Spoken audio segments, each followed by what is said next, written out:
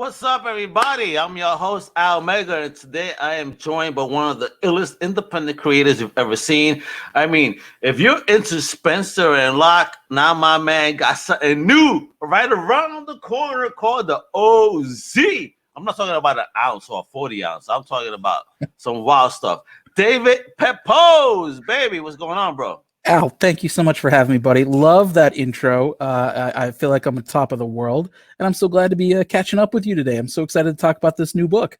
No, thanks for coming on, man. I was so happy to meet you. One of the last cons I went to, and that was actually in San Diego Comic-Con. I ran into your table almost by surprise, and it was so awesome, man. The energy just sparked and lit up the air, man. You know, game recognizes game. So, wepa! Awesome. You know, you're one of the hardest working guys out there. So, I try. You know, yeah, it's I miss cons. You know, I miss that energy. I miss getting to meet new readers. And so, you know, when COVID hit and it wiped out my whole con schedule, I thought, you know, I'm going to try something new. And so I just launched my first Kickstarter this week, the OZ. It's what if Mad Max and the Hurt Locker took place in the Wizard of Oz? Holy shit! Yeah, it's a little bit that's crazy right there. Hurt Locker meets Mad Max. God damn, bro. Well, you know, everybody's seen the Wizard of Oz, and you know, Dorothy Gale. She gets picked up in a tornado, crash lands in Oz. She meets three extraordinary friends, and then she kills the Wicked Witch of the West. And then she clicks her heels 3 times and she leaves. And I always thought that there was something weird about that. And so the OZ recasts Dorothy killing the Wicked Witch as something like a botched regime change. And so when she leaves Oz, she's inadvertently left this power vacuum that leads to years of brutal civil war. So Dorothy didn't save Oz, but rather kind of effed it up on a much grander scale. Oh my God. Absolutely. So the OZ picks up a generation later with Dorothy's granddaughter and namesake. She's a disillusioned Iraq war veteran who has taken back some real trauma and guilt and scars back with her from her time in Iraq and Afghanistan. And, you know, she's come back home to Kansas. She's trying to put her life back together. And then suddenly a tornado strikes and she finds herself dropped in the war-torn land of Oz. So she's going to have to confront her past and her grandmother's legacy, not to mention navigate her grandmother's former friends if she hopes to survive the occupied zone, or as the locals call it, the OZ. Jesus, bro, you have a very twisted take on what is Oz. I mean, it sounds dope, though. Thank you. Where does the inspiration come from on this? You know, I've been working on this book for a long time. I've been working on it since the first volume of Spencer and Locke came out. That's how long this has been in the works. And it was one of 3 ideas I came up with after I you do Spencer and Locke, and that's like a flammable concept. It's what if Calvin and Hobbes grew up in Sin City? That's the kind of book that like you don't know if you're going to get to do another book. Yeah, man. Johnny Hughes, shout out to Johnny. He really loved and caught on to that whole scene around what you were trying to do with that, and which is amazing. It was one of those things. I wrote the book and had no idea if I'd get to do another one, and so I kind of waited for the dust to settle and poked my head out and realized, okay, people seem to like it. It's safe. And so I came up with 3 ideas afterwards. Spencer and Locke 2, Go Into the Chapel, which is like Die Hard meets Wedding Crashers, and the OZ. And the way this idea came about was, some of it was I wanted to try different genres. I had done stuff with crime. I was working on something as a rom-com. And I thought, what are some of the other food groups in the comics business? You know, there's sci-fi, there's fantasy, there's horror. And sci-fi is hard for me. You got to come up with these very firm rules, and that doesn't really always work up to my strengths. Fantasy, on the other hand, it's all about metaphor and it's about character, and that's what leads into people's powers and abilities. And that I always really gravitate towards.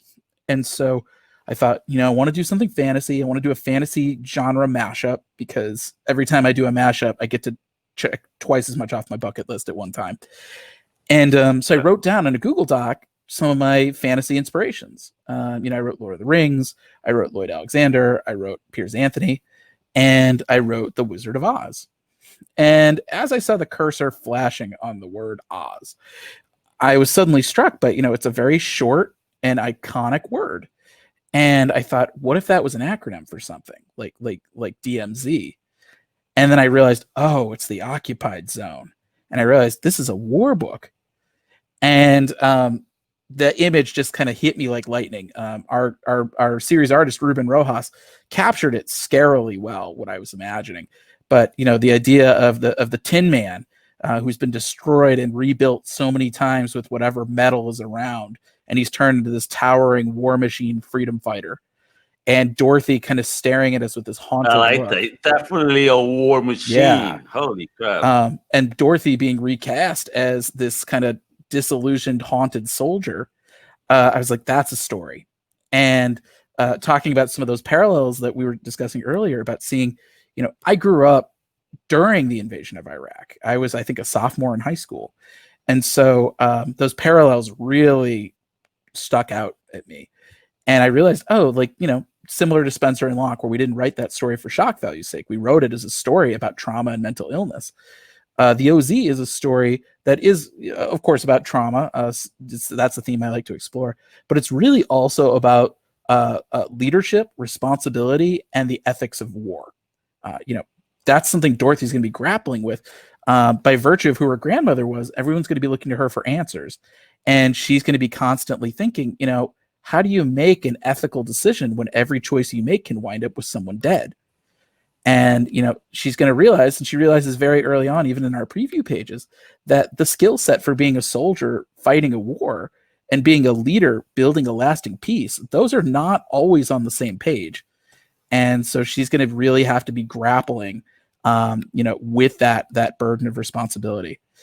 And the thing I really also like about this is it's not just Dorothy's journey. We've got some really cool takes on the Tin Man, the Scarecrow, and the Cowardly Lion. And what's been so cool about working with icons like the Wizard of Oz is everybody's got a very strong image in their heads of what these characters are like. And so we're either able to, subvert those expectations, take a hard left turn, or we're able to take those core characteristics and follow them to the logical extreme. But it gives me so many different directions to work with as a storyteller, and all of them feel organic to the characters. Let's just show people a sample of what we're talking about, because I know via the Kickstarter, which, has been funded like a couple of times over the request, which is great. So shout out to you, Kickstarter supporters. This is amazing. So let's just give you a little trailer of what David's talking about. All right. I don't know if you guys are going to be ready. Actually, let me make sure again I have the audio on this, because it's so important, because you're doing some kick-ass work here. All right. So check it out, everybody. The trailer for the Oz, the OZ.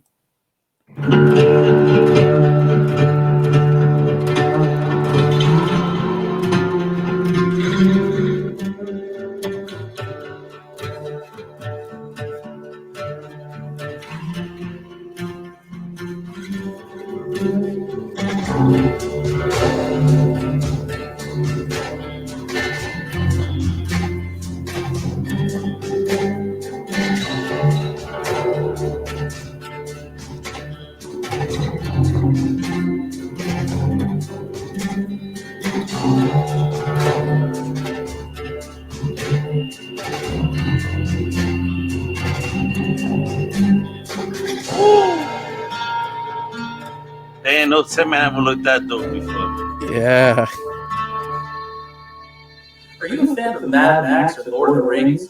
Then let me introduce you to your new favorite book, The OZ, our brand new comics project here on Kickstarter. I'm David Pepose, the Ringo Award-nominated writer of Spencer and Locke, Going to the Chapel, and the upcoming Grand Theft Astro. And whether you're new to my work or returning as a fan, I'm excited to show you what our team has in store with The OZ. The OZ is an epic fantasy war story that reimagines the classic mythology of the Wizard of Oz and remakes it through the battle-scarred lens of Mad Max, Fury Road, the Old Guard, and the Sheriff of Babylon. Taking place a generation after Dorothy Gale and her friends defeated the Wicked Witch and liberated the land of Oz, the OZ follows Dorothy's grandmother, a disillusioned Iraq war veteran who shares her name, and struggles to find purpose as she cares for her alien grandmother in Liberty, Kansas. Battling trauma and depression for her time overseas, this world-weary soldier has spent years hearing her grandmother's tall tales of a magical world on the other side of the rainbow. But when Dorothy is dragged away one night by a runaway tornado, she finds herself stranded in the war-torn land of Oz. After decades of brutal civil war following the Wicked Witch's death, Dorothy must navigate the factions left by her grandmother's former friends, the Tin Soldier, the Courageous Lion, and the Scarecrow, in order to survive the horrors of the occupied zone, or as the locals call it, the OZ. So we're here today to ask you, our Kickstarter backers, for your help in funding our double-sized first issue. All funding will go towards our production and print costs for our 44-page debut, and any additional money will go towards our second issue.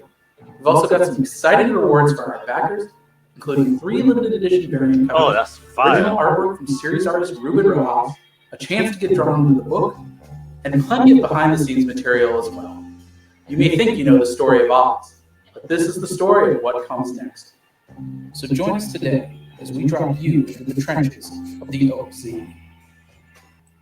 Woo! Yeah. Holy shit, bro. What do you have here? This is so special. Thank I you. mean, the Scarecrow looks fire. The Tin Man looks scary. And the Lion, holy smokes, bro. Definitely a crazy reimagining, if you will. Thank you. It's been a long time coming. I'm so happy to be able to talk about this book finally. I feel like I've been teasing this for the better part of a year. Yes, you've been teasing me with not allowing me to post it until you're ready. You're like, geez. Project Saffron is what I've been calling it on social. Okay. And yeah, we've been working on this for a long time. Yeah, it's very exciting. And to see the way that people have responded to this has been really encouraging, because there were a lot of, that's the thing in the comics industry is that like, you never know who is going to respond to this. And, you get a lot of rejection, you get a lot of setbacks, you kind of worry that like, what's going to happen. And so, yeah, seeing the fact, like we just hit our 666th backer, just now while we're really? on the trailer. 666. You're Yeah. proud of that number for some odd reason. Yes. But yeah, it's we're so excited with this book. To be honest, sort of the main challenge now is, when you come up with these Kickstarters, it's you have backup plans, and then you have a backup to the backup, and then you have a backup to the backup. But you never are prepared for like a 400% surplus. Like that's like going down the street for a pack of smokes and winding up on the moon. It's just way overshot anything we could have ever. I'll tell you this, man. That'll all depend on what you smoke. Yeah. It's just that's the sort of thing where I'm like, okay, like I want to make sure that we give some value to our readers. So we're actually we're hard at work. We're going to be actually giving enhanced copies of the book. We're going to have some awesome pinups from some really cool artists that they're working on right now. We also have some enhanced covers that we're talking with our printer about. We're figuring out kind of what options are available to us and what would look good with Ruben Rojas's main cover. So yeah, we're really excited. And that's just the tip of the iceberg. We're in about spitting distance right now of our first stretch goal, which is going to be a digital comics extravaganza. We've got a dozen amazing indie creators already signed up, with plenty more asking to join up. We're getting to the point where we're going to have to start splitting this up amongst our next 2 Kickstarters. Wow. But we've got some really cool creators on board. We've got Justin Jordan, the writer of Strange Talent of Luther Strode and Spread. Luther Strode is my shit too, man. It's one of my favorite characters that come I love out that of book. 2000s, man. That's some good shit out of it right there. Justin, I have told him repeatedly, like he's sort of the influence. Like he's the guy who I see the way he does business, and I always strive to emulate that. We've got Frank Gogol. Frank is awesome too. He's given us some cool books as well. Ryland Grant from Aberrant and Banjax. And we just got confirmation today about one creator that I am just so blown away that they would agree to give us some of their work. We're gonna announce it when when we break the stretch goal, we're going to announce it in the next update. Oh my gosh! So it's- how close are we to that next update? Let's, let me take a quick peek. Yeah, let's take a look, man, because I know you are murdering Kickstarter right now. Because people know the greatness, anything DP, baby. We're $525 away from breaking that stretch goal. You know what? I, after the show, when I share it, I think by the time this goes live, you're gonna surpass that. Yeah, you should. It's just incredible. I couldn't be more blown away and more excited, more grateful, by the response that we've gotten.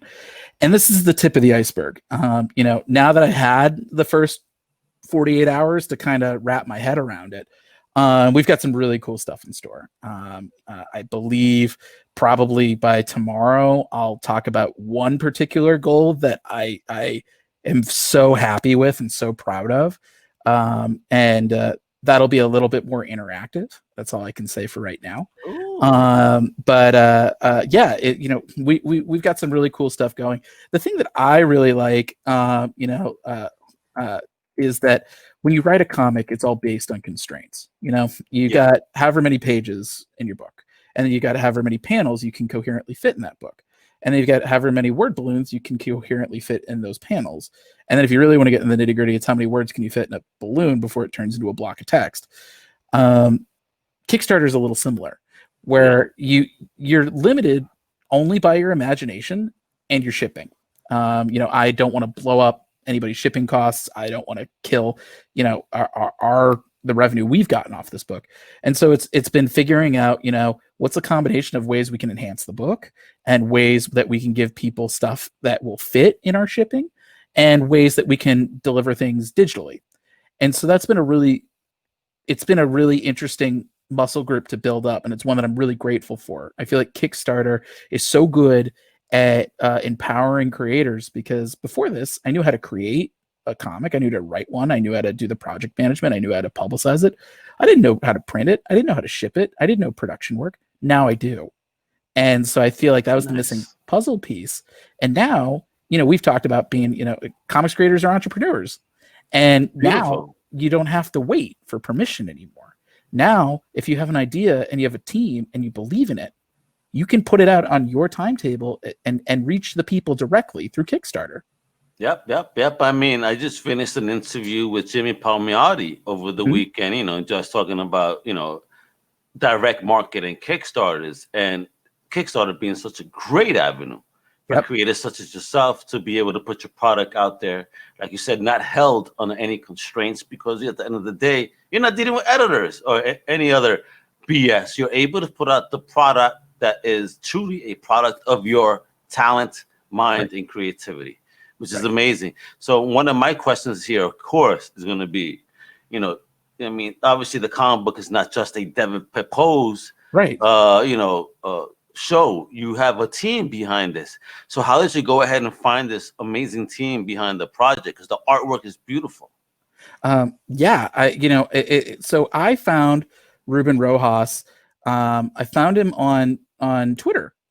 He was answering a call for artists, and I was just gobsmacked that he wasn't a superstar. He's so good at what he does. You found him on a Twitter shout out, like, looking for wow. Well, so not even my shout out, somebody else's shout out. And it was one of those things. I'm usually a little skeptical about Twitter shout outs, because exactly for that reason is you get so many people from every different level of talent.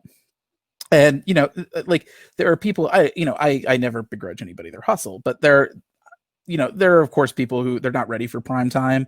Their hustle is, but their talent isn't yet. And so usually it's just kind of like dredging through and seeing who's ready for prime time. And Ruben is like if Dan Mora and Sean Murphy had a baby. He is so good at what he does. I love working with him. He is just he's the real deal. He's incredible. Dude, when you mentioned Dan Mora and my dude Sean SGM all in one, that's some crazy talent just right there between the two of them. Yeah, it's really like I'm real happy with it. In fact, as we were talking, Ruben just sent me another page that I'm just like, oh, that looks good. That's some good stuff. So yeah, yeah, Ruben was fantastic. He did 6 pages and a cover for me just as a pitch, just to make sure that we felt good about each other. And when he showed me that main cover, which is the one that you're all seeing right now, I just said, Ruben, keep working. So where's Ruben from, and how do you manage that type of relationship? Yeah, so Ruben's based in Spain, and we communicate via email. Super sweet guy, love working with him. He's the kind of guy. It helps also. He does not require a lot of hand holding. He really is the real deal. He's brilliant in terms of how he composes his panels, but he's also an incredibly gifted designer, as you can see from his designs of the Tin Soldier and the way that he's built out Kansas just in our preview pages. And so it's really just kind of Ruben and we talk early on about kind of the panel layouts, because I tend to, if artists are cool with it, I say, hey, here's sort of how I stacked it in my head when I wrote the script. And if you've got a better idea, have at it. And so, Ruben then, his pencil work is really tight. I mean, you can really see exactly what the story is going to be looking like just from those rough pencils. And then it's just a matter, he tightens it up through inks. So he's very, I've told him I want to work with him till the wheels come off. So, yeah, he's really just next level. And what's great is working with the rest of our team. Whitney Kogar and colors Whitney Kogar and letterer DC Hopkins. They're both recommendations from my friend Michael Mocchio, who we came up in the comics journalism trenches together. I was his first editor at Newsarama, and you said Newsarama. Wow. Yeah. He's since gone on to incredible things. He was an editor at Boom Studios. Now he's at Scholastic. He's doing some work over at Mad Cave. And Michael had told me, he was like, I love Whitney and I love DC. I've worked with them both at Boom. They are fantastic people. I would vouch for them in a heartbeat. That's beautiful, man. How people within the industry still, support one another, and these guys. So shout out, man. That's great that people want to still share that love. There's a very competitive industry at the end of the day, but for someone to say, "Hey, this is the person," I give them my back for them. That's fantastic. Yeah. So I feel like, and Whitney, really takes Ruben's art and she just kicks it to the next level. We talked a lot about. I asked her when she joined the team. I said, "Imagine what a Mad Max version of Star Wars would look like." And that's kind of the palette that she's really running with, because Star Wars, what helped establish the scale of Star Wars and the stakes accordingly was, there were so many different locations, and all these different planets had their own different temperature and palette and vibe and internal high concept. So, you have a sense when, of what Hoth is versus Tatooine versus Endor versus Cloud City versus the trenches of the Death Star. You know what, man? I'm a newbie into the Star Wars verse, but I just understood everything you said. Exactly. Well, and it speaks to how iconic those locations are. And that's the cool thing about Oz, is it's just the same way. Nice. So the bombed out Emerald City is going to look very different than the Deadly Desert, which is going to look very different than the mountaintops of Ix, which is going to look very different than the Wicked Witch's castle. And by having all these different locations, it enhances the scale of the story, and it gives us all these different obstacles to throw at Dorothy and company. I've said that the thing that one of the coolest parts about the OZ for me is it shows that the land of Oz has teeth. And Dorothy is a soldier with her military training and her soldier's way of thinking. She sees all that magic as a weapon to defend herself and those around her. And so, for example, you look at, the Wizard of Oz's balloon, you wouldn't think to use that as a platform for a halo jump, but Dorothy would. And those are the kinds of little, improvised weapon mashups that make the OZ so much fun to write. The OZ. I mean, why not just go with the Oz? Why the OZ? Some of it was just the acronym of it all. You immediately see those periods there, and you're like, oh, what's that supposed to stand for? And that's why I made it a point in our tagline. This is something I learned from the very beginning with Spencer and Locke. Our initial con variants, when we announced the book, didn't have taglines. And so I realized very quickly, oh, having a tagline there, it's just one more shot for you to explain the concept on the cover. And so I can specifically say that, there was one outlet that we worked with our announcements, and they were telling us that tagline sold the story to them.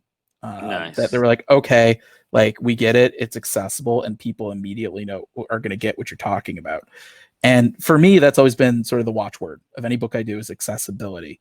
Are people going to get it? And not just diehard comics fans. Although, like, look, we're diehard comics fans, but I want to be able to give this to my girlfriend, for example, who is not. You want to be able to engage a new audience. Yes, stuff. Absolutely. That's the thing. I'm not out to preach to the choir. I want converts, and so being able to have these very accessible stories, whether it's mining sort of childhood nostalgia that we've all got this universal image of, or trying to tackle these sort of universal emotional moments like marriage, and going to the chapel.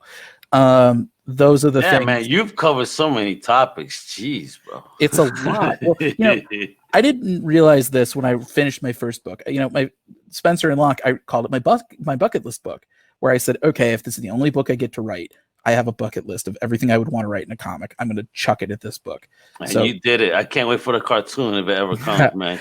Or a movie. Yeah, it's things like, a car chase, sci-fi, dinosaurs. Like those were all things I had thrown in the list. Then the book. Have you been chased in the car yet? Oh. Not yet. We did a car chase, but not. Yeah, I've not personally been. Not real life. Okay. Not in real life. Not yet. If you need me where you're at, let me know. We just recorded for fun. But the thing I didn't realize was every time you finish a book, that bucket list grows. There's all these. You just add more to the list, and because you stay hungry, David. You're a hungry mofo. You stay hungry, but it's also just some of it is like a reaction. Some of it is like Spencer and Locke, for example. Small cast, very intimate. So the next book I wrote had 16 speaking roles in one location. That was absolutely a reaction. Spencer and Locke was super dark, bleak, David Fincher-esque. So the next book I did, I wanted it to be a little lighter on its feet, so it's got more of that Ocean's 11 swagger. The OZ, same thing. Like I wanted something that wasn't so down to earth and wasn't comparatively small scale. I was like, what's my Star Wars here? What's sort of the biggest kind of scale conflict that I can work with and still have like a human core to it and like and keep it on the ground with characters that you really come to care for. And what's funny is like since I've written this book, the bucket list keeps growing. I desperately want to do a disaster book, for example, and I'm still figuring out the right one to that. I've got a Grand Theft Astro. It has a time travel element to it, but I still wanted to do more with time travel, and so I've got a time travel idea that I'm really happy with. That I'm really excited to check out. Horror. I want to try horror, and I actually have a story that I'm going to be fleshing out. I can see you doing the horror because kind of with this Oz stuff. Again, Mad Max is a scary world, and it's supposed to happen next year if you look at the Mad Max timeline. Okay. I'm gonna clearly I'm gonna mark that in the calendar. But yeah, it's just I always want to stretch myself, and it's some of it is due to hunger, and some of it's just due to restlessness. That's the reason I love comics so much. Gotcha. My mother is a college professor, or was a college professor, and so she always kind of instilled in me this love of learning, and that's what being a comics creator is all about. Is you get to try new things. It's not even like film and television where they do kind of want to pigeonhole you a little bit. Comics is kind of the Wild West. You still get to write the things you want to write. So I can write a book like Spencer and Locke and then immediately shift gears to go into the chapel and then shift gears again to go to the OZ, and people see it. They recognize it as its creator growth. It's me trying to build up more muscles and develop new skills as a creator. And I love kudos, that. Man. You've been doing that. So that's something, so during COVID, if that's what really you locked into, is just expanding your universes in your mind, if you will. Yeah, exactly. I mean, without I was doing 16 shows a year. Wow. And on the one hand, 16 to 0 real quick, huh? 16 to 0 real quick. I think I did 2 this year. Oh wow. So C2E2 14 to 0 real quick. yeah. C2E2 was the last show that I did. It was right before COVID shut everything down. Okay. And I miss it, but on the other hand, it has given me like a renewed kind of focus. I've written, let's see. Dave, I would hope so. As a creator, without having access to shows, it gives you that extra time, the extra focus bandwidth on that craft, man. Definitely. Yeah, I've written, I think 3 or 4 books in since the pandemic hit. Oh wow! So I'm building up that war chest. I think right next on my agenda, once this Kickstarter is sort of the dust has settled a little bit beyond just sort of the project management side of the OZ, because it's written, the series is done. The only thing that I have left, I'm working on Spencer and Locke 3. It's just between Spencer and Locke 1 and 2, I didn't have any other books to work on, and since Spencer and Locke 2 has come out, I've had to write 6 books. So I'm working on that, and I'm working on a new horror book that we're hoping will get picked up. It's a pitch that I've had burning in my pocket for a long time, and so yeah, it's a lot, but I love it. It's the right kind of busy, and I feel like in a lot of ways, every time you do a book, you're taking a big swing. And you're sort of like re-breaking in every single time. People always wonder, like, okay, he did it once, or he did it once. Do it again? Can he do it again? And unfortunately, I've come to learn sequels don't really count. Which I'm like, oh, but there's so much pressure to do that sequel right. But with the OZ, I think people are finally starting to see it as a pattern, which is really, it's encouraging.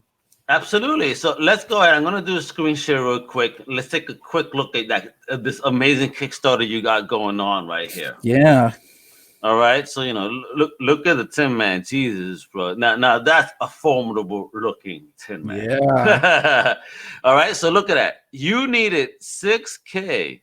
Yep. You are now at 475, almost 4 times over the original goal. So congrats. Thank you. I mean, I couldn't be. Look how many days to go, and you already killed it. That's the crazy part. Because my friends have told me, like, you're okay, you've already won. And the thing is, I don't look at this on the money side of the equation. Yeah. I see this as the readership. That's the whole reason I did Kickstarter in the first place. Yeah, because you see the real support just with that, which is amazing. You got 666 backers. So, Damien's number over here. Yeah. But, again, you're 4 times over the goal with 26 days to go. And now we're talking about stretch goals. I mean, look at this gorgeous cover. And that's just our main cover. I mean, if you scroll down, our 3 variants are just out of this world. Yeah, but let's take a look at the insides. I mean, this guy that you found is amazing. Ruben's the real deal. He is. Ruben Rojas, huepa. I'll say it with no accent. Ruben Rojas, huepa. Tú estás cabrón aquí, papá. Tú estás fatal. Meaning that he's really dope. He really is. It's the best way to describe him. He just, I love working with him. I sent him an email just the other day, and I was like, listen, bud, I know you're working on the OZ, and like we're gonna be working on that for a few more months. But I was like, think about the next thing you want to do. And thank you for making the character of Dorothy Gale. She looks like to be a POC character. Yes. So thanks for doing that. Oh, of course. The thing is, I thought that was really important because this was a conversation I had all the way back with Jorge Santiago Jr. in the original Spencer and Locke, because he had asked me, and I thought it was a valid question. Do we want to make Locke a character of color? And I told him that I said, the problem is given the subject matter of that book, I didn't want to veer into unintentional stereotype. Gotcha. And I feel like if I had done that with that character with this book, the message would have been totally misconstrued. And but at the same time, it really made me think. And I was like, okay, if there's an opportunity to have women and people of color and people with different sexual orientations leading my books, as long as I'm not leaning into an unintentional stereotype or trying to speak to a life experience that I haven't lived, why not? I see it as moral sense. I see it as creative sense. And if you want to be cynical, you can see it as business sense too, because ultimately I just want to bring more people to the table. Absolutely. And that was the reason I did Kickstarter in the first place was, there are some people that just buy their books on Kickstarter. Just like some people just buy their books primarily at a comic shop. Again, speaking with Jimmy Palmiero over the course of the weekend, he stated how, so many people are just like loyalists. And if Paper Films comes out with a product, it's done. It's like, okay, we know we're getting this in a month. Yeah. You know what I mean? And I hope that this Kickstarter is just the same, because I've mentioned this many times, Dave, but I, for example, have been waiting 6 years for Rob Liefeld's Brigade on Kickstarter. Mm-hmm. Even though he's offered me refunds multiple times, I always say no. I am waiting for the damn book because I believe in you. I hope you don't let me down. You know what I mean? Yeah. Well, so it's always tricky with Kickstarters, but when we have creators like a Jimmy P and like a David Pepose that are, your shit is gonna be in the mailbox in no time. I can tell you the first issue, those 44 pages, those are done. We are hard at work on the second segment now. Like I've said, the whole thing's written. So yeah, I agree. It was one of those things I did not want to put this out on Kickstarter until it was done. Thank you. And so, and I think the Kickstarter model, it gives us a little bit of more flexibility with the frequency of release. We're not chained to the month-to-month schedule. I think right now the plan is, barring anything with the postal service, our goal is to deliver everything. Postal service. Yeah. Listen, but I think you're good. So long as it's not a voting card, you're fine. Yeah, I think, yeah, exactly. So our goal is to, get everything fulfilled, get it in your hands by December. The goal is to beat the holiday season, so you can have this as a stocking stuffer. And then we're probably going to do a second Kickstarter, probably February. Oh, nice. We've been told that December and January are a little bit more of dead months because everyone spent their money on their holiday shopping. Yeah, we're broke, man. Christmas and New Year's and So we're gonna come back in February, and then we'll do our third and final Kickstarter sometime probably early in the summer. And that way it gives Ruben time to do all these books in a way that doesn't blow out his wrist and lets him maintain the same level of quality that he's done all this time. So he's David, I see this being optioned for some TV because this is fingers so wild. Crossed. Fingers crossed. I'm crossing my legs, my fingers, and things that I can't even mention on this podcast. Thank you. Me as well. It's one of those things though. It's so funny because looking at it from the outside, it probably looks obvious, and on the inside, I'm just like, oh, this book's 4 days old, and so it's very much sort of, it's the speed of it all. You're killing me, bro. You're like, it's 4 days old. Let me just scroll back up again. 4 days old, and it's already surpassed the goal by 4 time. Yeah, like we're I'm feeling pretty good about that stretch goal. Our second stretch goal is super fun too. So what are we talking about here when it comes to stretch goals? Let me go down a little bit over here, right? We've only revealed the first one so far. We're gonna reveal how sexy the book looks, though. Jeez, I know, bro. right? I love it. Real good. It's a turn on, bro. This is comic porn, folks. All right, this is how you do it, right? Like, ooh, look at this. Mm-hmm. We've got our Gemini mailers. We got our priority. Look at that thick ass piece of cardboard to make sure your stuff don't fold. Yes, because our wonderful USPS workers, I love them, but goddamn, they don't care. Yeah.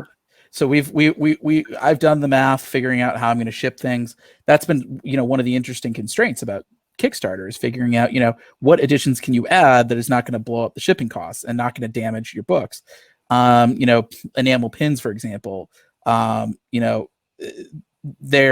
They might be on the table for like a larger price point, but you can't fit those in a Gemini mailer. Yeah. And so figuring out, okay, like how are you gonna make this work? That's the sort of stuff that's like, all right, you got to think long and hard about this. So thinking about how can we enhance the book and what can we fit in the Gemini mailers and what can we distribute digitally. These are all really fun Rubik's Cube puzzles for me. And I think we've come with some really cool and interesting solutions that I think fans are really going to dig. And on top of, having this, the digital comics library. I mean, we've had, and you can see on our rewards, we're including the first issues of Spencer and Locke and Going to the Chapel with every single tier. We're including PDFs of those. Man, that is boss. So over here, look at that. You get digital files, the Oz, Spencer and Locke. You get the PDF. Yeah. So you're going to get, no matter, basically the moment you throw in for $10 or more, you're getting 88 pages of story from me. 88 pages for $10. Folks, yeah. Right now, you have DC coming up with a book. That's what maybe 144 pages, but still, it's $9.99 of content you already are aware of. But now you're heading into a whole different world here. And the really cool thing about this, we're also including behind the scenes materials on almost every single tier. Wow.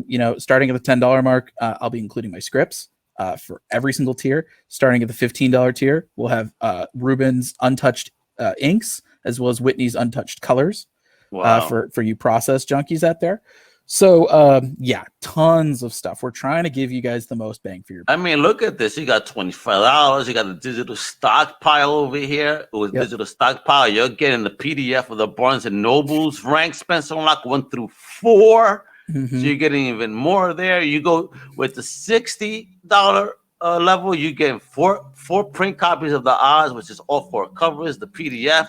Mm-hmm. Digital, you're getting the script, you're getting Spencer and Locke. I mean, guys, look, 75. Oh my God. And it just keeps getting better and better with each scale. And you just keep getting a whole bunch of more amazing incentives, if you will. Yeah. The more you support, my man. I mean, a sketch card? Come on.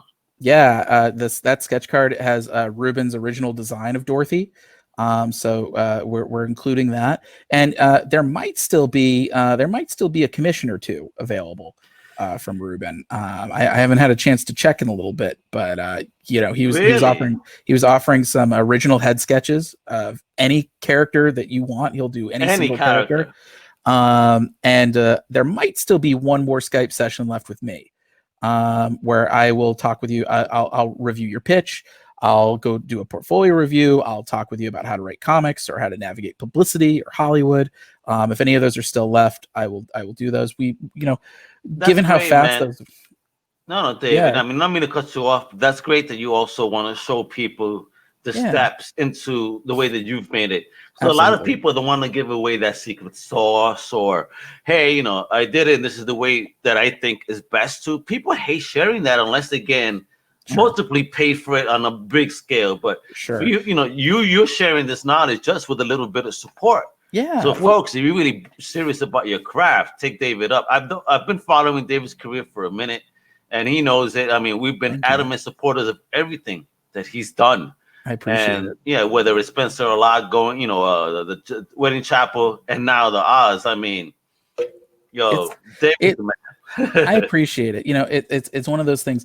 I consider myself so fortunate. I consider myself, it took a village to raise me into this position that I find myself in. And, it was creators being generous with their time, being generous with their support. I did a long series of interviews, early in my tenure at Newsarama. It was, they're no longer the site, but it was Writer's Workshop and Artist Alley. I interviewed creators like Scott Snyder, Nick Spencer, Rick Remender, Greg Pak, Marjorie Liu. They were just rookies, right? Or they were just on the come up, and I really learned a lot with them. I did a class at Comics Experience, which I always recommend to people. I did a writing class with an unknown writer named Dan Slott. Unknown writer, he goes. He had just been recruited to co-write or write Mighty Avengers. From Bendis. At the time, really. Awesome. so this was pre him taking over the reins on Spider-Man. Yeah, man. I mean, his Superior Spider-Man, for me, that's my favorite run of all time that he's worked on. I get it. That shit was fire. I took a class for comics coloring at Really? Comics Nice. Experience. I wholeheartedly recommend it. Chris Sotomayor is just I love this. My books wouldn't look that good as they do without Chris. Let me tell you, I have a good friend. Comic Crusaders has a good friend named David Pepose, and he's working with Source Point Press on Backfired. And one of the things is, the book is kind of a conjunction, if you will, a team up between Source Point and Comics Experience. Oh, nice. So you're like another creator that has brought up that Comics Experience. So how valuable has it been to you? Very much so. I mean, if you're just looking to start out, the fact that they do it online, I think, is very helpful as well. But yeah, I thought I got a lot of value out of it. I actually just talked with Comics Experience in an interview earlier this morning, and I realized that I had taken 6 classes with them, and they were all really valuable. I think for me, not knowing anything about writing and not having any accountability, Comics Experience changed that. Like, you don't want to disappoint Dan Slott, so you put in your pages every week, and then you get feedback on it, and that's it, and you get to read your peers' work, and you sort of get to say, okay, where am I at in comparison to that? So it's really, that's the I really enjoyed it. I think being able to learn different skills, like for coloring especially, was hugely helpful. Like, I know how to flat my own pages now, which is something that if I had the time, I could save a little bit of money and flat all my pages. Nice. But even then, I know how to like tinker with stuff on Photoshop. So if I have a suggestion for a coloring tweak, I don't have to like, jump through a bunch of hoops or do a bunch of guesswork. I can just say, hey, could we do something kind of like this? And people usually tend to get the message. But yeah, I like I said, my mother was an educator. I believe in learning the process. That's the most fun element of the job for me. And so I don't believe in being a gatekeeper for that sort of thing. And no one wants to be a gatekeeper for anything, because anything that ends in gate is not good. No, because at the end of the day, I said this yesterday out of a little bit of anger on my own social. It's like, anything that ends in gate is not good. Yeah. Who the F made you a gatekeeper? F out of here with that crap, because at the end of the day, this should be for everyone. I mean, looking right now, I'm looking that Patton Oswalt is showing you love for going to the top. But my man, like, I hit the jackpot. It was. I mean, what more of an endorsement over here? He's such a nice guy. He is. He's very gracious and very generous with his time and his platform and his support. And he didn't need to shout out my book. He didn't need to tag me in it. He certainly didn't need to follow me on Twitter. I mean, we've DM'd a few times. He's been very generous. Awesome. Look at that. It's really encouraging to see somebody with his success and his platform still remember the little guy. Again, it's one of those things, he doesn't have to do it, and it's very kind that he does. But listen, at the end of the day, none of us have to do this, but when we love something, we need to share that with the world. Because David, again, you are doing some amazing stuff. You have been doing amazing stuff. You continue to do amazing stuff. And with the odds coming up, you have my mind blown. You got me sold on the whole concept. You know what I mean? Just another $4 out of my pocket that wifey's gonna have to deal with.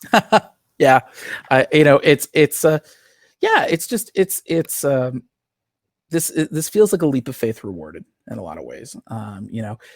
We pitched this to a number of places, and nobody rejected us outright. But we had it was just a lot of dragging of the heels. That happens in the best of times during the publishing pipeline. And then when you have COVID and the Diamond shut down, that makes it a lot worse. And how did you deal with that when Diamond said, okay, we're kind of going to shut down for a bit? How did you take that news as a creator? It felt like a sea change. I was fortunate in that I didn't have any books scheduled to come out during that time. All my books were either being pitched or were in development. The art was, or the scripts were being put together. And so my first thought was, thank God I didn't have anything that was coming out. But then my next thought was, it's sort of, that's the pressure point of the industry. If diamond shuts down, the whole industry goes into hibernation. And the ones that don't, it's sort of a catch-22, because on the one hand, there are shops who say we want new product and we want new things to be able to sell because we're going to try to go it alone and stay open. And on the other hand, there are stores that, if you have new product coming out in a pandemic and diamond shut down, they're going to say, why are you, trying to push new product on me? I'm trying to pay my bills as it is. So it's between a rock and a hard place, and I don't envy anybody who was in that at the time. But Absolutely. It did make me sort of think like, the traditional structures are a little less secure than we thought. And, I had checks that were waiting, from my previous work. And that was sort of my first call was like, hey, how's this going to affect the when our royalties come in? And, there was a little bit of a sweat in there for that sort of thing. I'm sure as a creator, man, I can't imagine that. And it's scary when something like that is like, okay, the industry's shutting down. What the hell am I? And the industry's shutting down with like no notice. That was really kind of the crazy part. And so, I think for me, it's just been sort of, okay, like, this may happen again, for all we know. I think people have like hopefully smartened up a little bit, but our numbers in California are still not great. And hey, I'm in Florida, man. We're competing. Yeah, exactly. you know what we're talking about. I mean, it was one of those things like when friends were recommending printers, the printer that we chose is based in Florida. And one of the reasons we did it was because it's going to be the last state to shut down because of COVID. And our printer's considered an essential business. And so, yeah, I felt like this was the time to figure out how to do it on my own. And it's not to say that I have anything against traditional publishers. I've got books coming out through traditional publishers. I've got Grand Theft Astro that's we're getting the art together on it. The book is written. Spencer and Locke 3 that I'm working on. I got another book that's hopefully going to be announced in the next couple of months. We just got an amazing colorist on it. I'm so excited. So I'm going to be working with traditional publishers, and who knows, the OZ may find a second life at a traditional publisher. I certainly have no problem with bringing more people to the table with that, but Kickstarter, crowdfunding, DIY, doing it yourself. I think any creator who doesn't do that is, they're setting themselves up for extinction. And I know that it's tough for a lot of people. There's a lot of people who just say, I want to write my scripts and that's it. Or I want to draw my pages and that's it. And that's not the way this world's going to work anymore. It's going to be a combination of the direct market and crowdfunding and doing online, web, digital stuff and doing stuff outside of the direct market. So those are all things that's going to be, All right. So before we close out, because we almost hit an hour, and I can't believe it's almost been an hour just chatting. It's been a breezy hour. Yeah, but I love it, man, because you bring such great energy. You're one of these, new creators on the scene that just bring so much love and passion. So thank you for that, man. This is what we need now and always. So just as a creator that has stepped into the realm, if you will, and it has found success, right? Mm-hmm. So what would you say to folks that are basically maybe in your starting steps right now? What would you advise them? There's a couple of things I'd advise. First is start small. Writing short stories is how I kind of built my muscles. I wrote one short story a day for 90 days, and some of them were terrible. That's fine. You just got to get them done. The other thing I would say is being patient and compassionate with yourself, but at the same time, like, be tenacious. Sometimes the chips aren't going to fall your way, and that there's not a lot you can do about that, especially when you're just starting out. But the thing you can do is choose to get back up. And sort of your pain threshold is going to be the thing that takes you the distance. It's you saying, I'm not going anywhere. And that's what I said when Diamond shut down. I said it on my Facebook. You can probably still see it. Is I'm not going anywhere. And I think if you can sort of plant your feet in the ground and just say, I don't care what hits I have to take, I'm going to push through this. That's the thing that's going to set you apart from 99% of everybody else out there. Is if you don't give up and you keep working and you keep taking swings, eventually one of them is going to connect. And that's going to make all the difference for your career. There you go. You heard that, folks. Do it. Do it. It's like Nike said. Do the work. Yeah.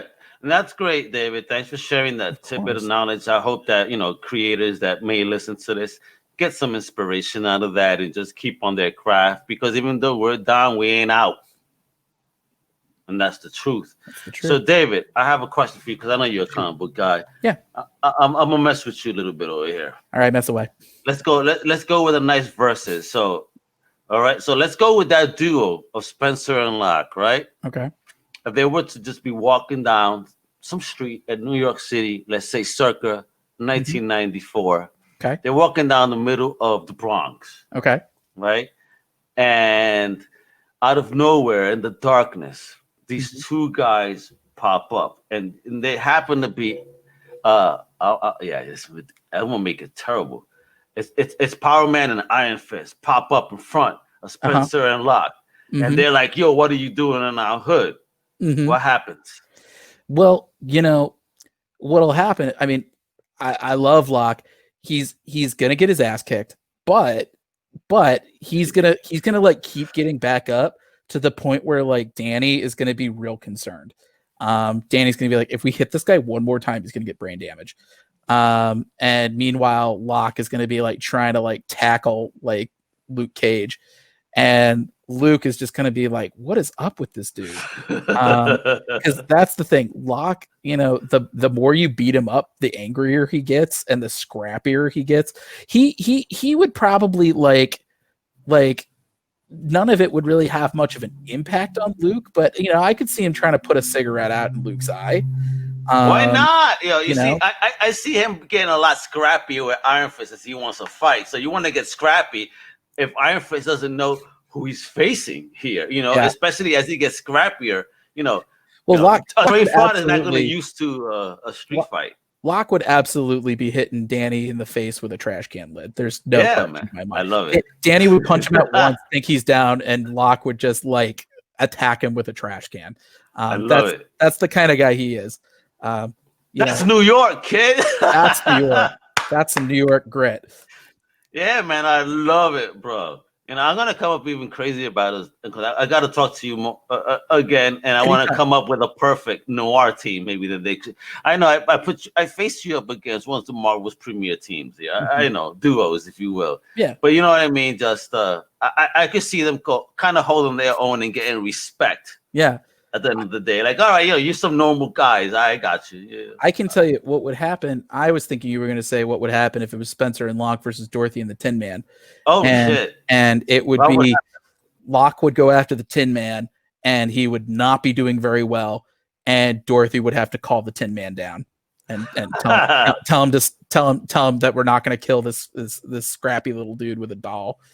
Don't kill him. But at the same time, I could also see the Tin Man having Locke on the ropes, and Locke just like gets in his head, and he just uses his like imagination and detective skills to be like, how many people did you watch die?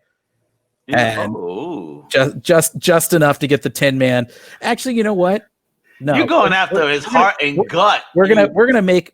You know what? I think Locke actually could go toe to toe with the Tin Soldier. He's smart enough. He's scrappy enough. But I think Dorothy would get the jump on him. Yeah, man. The females, you're going to not really, focus on them and think, okay, nah. But yeah, she's going to be much more craftier than everybody else. Locke would find whatever construction equipment is nearby. He'd find like a snowplow or something and just run the Tin Soldier over. He'd run him through a couple of buildings. Bro, again, that's New York living. Whatever we got next to us, you know what? If it's there, you're getting hit with it. Yeah. Exactly. Yeah, no, that's the kind of guy Locke is. He's I love it. Scrappy, and he doesn't give up. You know what? I know we're talking about Oz, but when you talk about that, was there any specific person in your life that inspired that character? Locke Locke. yeah, Locke, I mean, he's a little bit of a hodgepodge. I mean, in certain ways, he was a little bit of a mashup between Dwight and Callahan from Sin City. Okay. But once the art came in from Jorge, I really did lean more into the Clive Owens kind of realm. But there's little bits of me in there. I always say that Spencer is me in a good day and Locke's me in a bad day. So there you go, folks. Do not mess with DP at a convention, all right? He's gonna hit you whatever's next to him. Yeah, you get a cigarette to the ear. It's just, Locke is the kind of hero. He's the tragic hero that always really inspires me. There's a little bit of Batman in there. There's a little bit of Moon Knight in there. There's a little bit of Venom in there. He was my first. He was my baby, and so I think, if you put yourself out there as a hero, you do have a mental issue, because every character you had is kind of a suspect of a mental issue for some odd reason now. So there's always something behind that. Yeah, well, I think there's something to be said about trauma as a storytelling device. Because I think, when I wrote Spencer and Locke, my thought was, trauma shapes you, and it shapes who you are and your personality and the way you respond to things. And, can we transcend that, or are we always going to be defined by it? But I think my thinking has evolved a little bit with the OZ, because now I see trauma. It's the gauntlet that we all have to go through as human beings. And sometimes we go through it once, and sometimes we revisit it over and over and over again. But that becomes our genuine life struggles. And we are defined by how we meet them. Sometimes we can conquer it, and sometimes we can sort of put it to bed, and sometimes we try to run away from it, and sometimes we try to bury it deep down and pretend it doesn't exist. But that is sort of, I think, and there's no judgment to any of those conclusions, but I think that's what really shapes that's what determines the shape of our lives. And that's why I think Dorothy sees the OZ as it is a place that really dredges up some of her worst memories overseas, but she also sees it as a second chance to make things right. And I think that's going to be a big part of her journey that she's going to reckon with through our series. And there we go, folks. So if you want to know how that journey goes, please support the Kickstarter. I've been showing it off at the bottom of the screen. Kickstarter.com projects the Oz comic / the Oz one. Yep. Or you can follow this bit.ly link in my name here, bit.ly/the OZ comic. That'll take you straight to our Kickstarter. And thank you so much for having me, Al. I really appreciate it. It's always a pleasure to chat with you. No, thanks for coming on, because I remember just that when we ran into each other in San Diego and you saw my shirt, you're like, holy shit, are you Al? Come over here. Yeah. And we chatted for like 30 minutes. And then the son of a rock star came to the table. It said, excuse me, shakes David's hand, says a couple of words, walks away. I'm like, who the hell was this? And he goes, Jesse Schneider, don't you know? I'm like, holy shit. He just interjected into our conversation. Pretty effing cool. he's a cool guy. I was just chatting with him just yesterday, actually. Check that out. It's comics, man. They bring you bring weird people together. The great unifier. Exactly. It's the secret handshake. It's the secret brotherhood. It is, and I love it, man. This is why I love comics, man, because there's such an expansive family of all types. Absolutely. And just open your heart and just listen to people and enjoy what they enjoy. If you don't, that's fine, and hopefully they could convert you instead of you hating on it. Exactly. That's the real talk. So with that, I'm Al Mega Man. David, other than just obviously hitting the Kickstarter, where else can our listeners follow you? Yeah, so you can follow me on Twitter and Instagram at PeposeD. I'm also on Facebook at David Pepose Comics. And most importantly, we'd love it if you sign up for our newsletter, Pep Talks, which is at bit.ly/pepnews. There we are, folks. Listen, write those notes down and make sure to sign up and listen. I like that, Pep Talks. Man, you know how to market your name, kiddo. I love it. Had a lot of practice. Thank you so much, Al. I really appreciate it. Love catching up with you as always. No, thank you, David. And with that, folks, I'm Al Mega. This is Comic Crusaders. Make sure to visit us at comiccrusaders.com and stay up to date with all the great stuff in comic books, especially stuff by David. You know what I mean? And Undercover Cape, so you can stay in touch with our amazing podcast family. You know, No Prize, Definitive Crusade. You know, we got UCPN specials and more. Thanks for listening and tuning in. Hasta la próxima, mi gente. Much love. Bye. And we're talking real soon, guys.